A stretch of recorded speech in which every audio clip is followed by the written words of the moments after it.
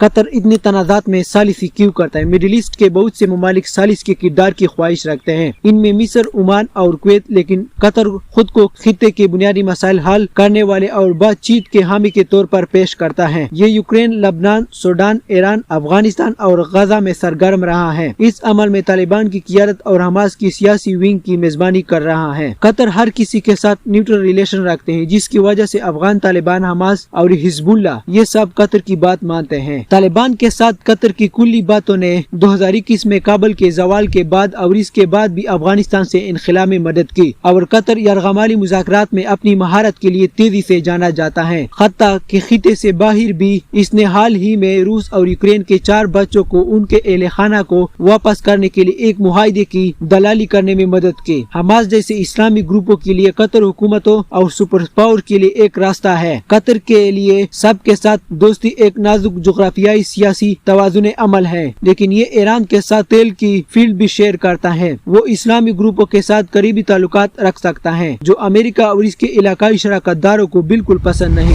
لیکن چونکہ یہ ان رابطوں کا فائدہ اٹھانے میں کامیاب رہا ہے، اس لیے اسے وہی کرنا پڑتا ہے جو وہ کر رہا ہے۔ ثالثی قطر کی خارجہ پالیسی کا ستون ہے۔ مغربی ایشیا میں ایک ملک کے طور پر قطر ان 7 ممالک میں سے ایک ہے جو جزیرہ نما عرب پر مشتمل ہے۔ قطر کے ساتھ ساتھ جزیرہ نما عرب سعودی عرب، عمان، یمن، کویت، بحرین اور متحدہ عرب امارات پر مشتمل ہے۔ اب قطر نے اسرائیل اور حماس کے درمیان ڈیل کروا دیا۔ 24 نومبر فرائیڈے کو حماس اور اسرائیل کے درمیان جنگ کو صرف 4 دنوں کے لیے روک دیا گیا۔ حماس نے جب اٹیک کیا تھا تو اسرائیل پر، تو اس میں حماس نے 240 ہوسٹیجز کو پکڑ لیا تھا۔ حماس نے ان 4 دنوں میں اسرائیل کے 50 آدمیوں کو چھوڑے گا اور اسرائیل 150 فلسطینیوں کو چھوڑ دے گا۔ نیتنیاہو نے کہا کہ 4 دن کے بعد ہم پھر جنگ سٹارٹ کریں گے، لیکن اس میں ایک ایکسپینشن ہے۔ اگر حماس اور آدمیوں کو چھوڑے گا تو ہم بھی فلسطینیوں کو چھوڑ دیں گے اور جو گیپ ہے 4 دن کا اس کو مزید لمبا کر دیں گے۔